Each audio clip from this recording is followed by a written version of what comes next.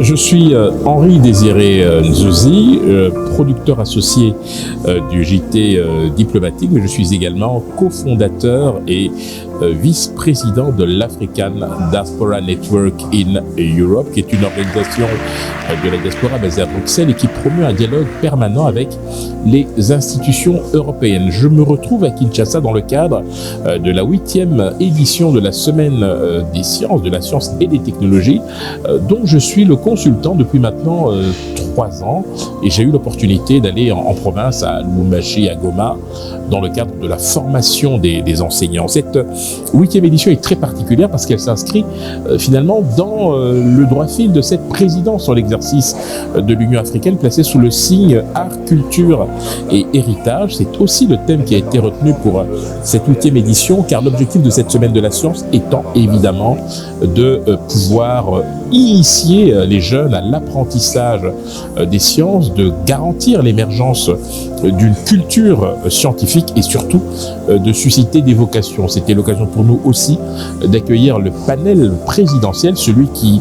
accompagne son Excellence Félix Antoine Tshisekedi Tshilombo, président de la République, chef de l'État, mais aussi le président en exercice de l'Union africaine, ce panel qui a soutenu cette 8e édition et qui a répondu présent à ce forum, ce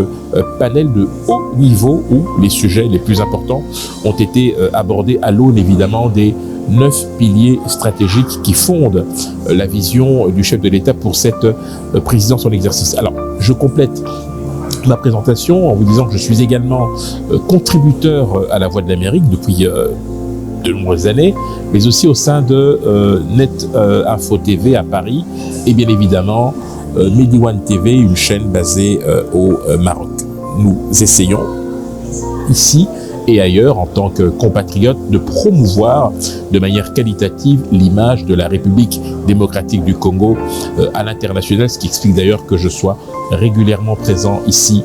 en RDC pour participer à ma façon au développement du pays par le biais de la promotion de son image. L'amélioration qualitative de l'image de la RDC est une affaire de tous. Ce n'est pas seulement l'affaire du gouvernement, c'est aussi l'affaire de patriotes qui, où qu'ils soient, se battent pour faire en sorte précisément que l'on sorte des clichés, des lieux communs de cette vision pessimiste qui affecte malheureusement notre cher et beau pays. Ça, c'est une première chose. La deuxième chose, c'est qu'il faut que l'on puisse inculquer cette manière de ne pas systématiquement dénigrer la RDC. Certes, c'est un pays qui connaît d'énormes difficultés, mais c'est un pays qui a su faire acte de résilience. Ça veut dire qui a pu surmonter des difficultés pour se relancer de manière efficace et durable sur la voie du développement. Cet état d'esprit, cette manière de voir les choses devrait être partagée par le plus grand nombre, car c'est à ce prix et à ce prix uniquement que nous pourrons créer les conditions d'un développement économique et social durable.